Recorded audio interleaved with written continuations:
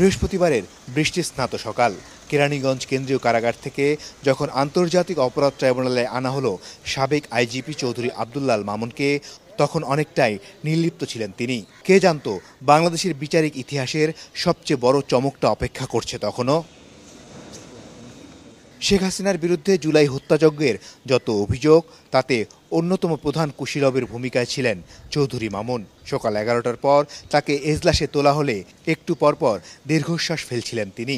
কখনো আইনজীবীর সাথে, কখনো বা কর্তব্যরত পুলিশের সাথে কানে কানে কথা হচ্ছিল তার, কখনো বা পকেটে থাকা একটি কাগজ বের করে চোখ বুলাচ্ছিলেন।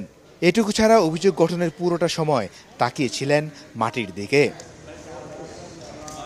অভিযোগ পড়ে শোনানোর একেবারে শেষ পর্যায়ে ট্রাইব্যুনালের প্রশ্নের উত্তরে ইস্পাত কঠিন কণ্ঠে নিজের দোষ স্বীকার করেন চৌধুরী মামুন। জানান ভুগছেন অপরাধ বোধে, তাই জুলাই গণ অভ্যুত্থানের সময় মানবতাবিরোধী অপরাধে নিজের দায় মেনে নিয়ে বিস্তারিত বক্তব্য আদালতে তুলে ধরার অনুমতি চান।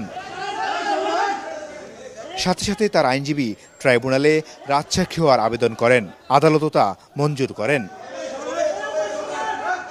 এরপর ট্রাইব্যুনাল জানান আসামি নয়, এখন থেকে রাজসাক্ষী হিসেবে কারাগারে থাকবেন চৌধুরী মামুন।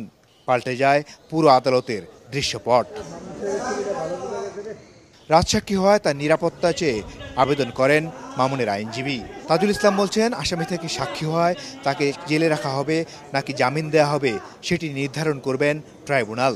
তিনি তার দোষ স্বীকার করেছেন এবং তিনি বলেছেন তিনি একজন সাক্ষী হিসাবে এই যে ঘটনাটি মানবতা বিরোধী অপরাধ 2024-এর জুলাই আগস্টে হয়েছিল, সেই অপরাধের সমস্ত কিছু যেহেতু তার জানবার কথা, তিনি সমস্ত তথ্য আদালতকে উদ্ঘাটনের ব্যাপারে সহায়তার মাধ্যমে তিনি অ্যাপ্রুভার হতে চেয়েছেন এবং সেই প্রার্থনাও আদালত মঞ্জুর করেছেন।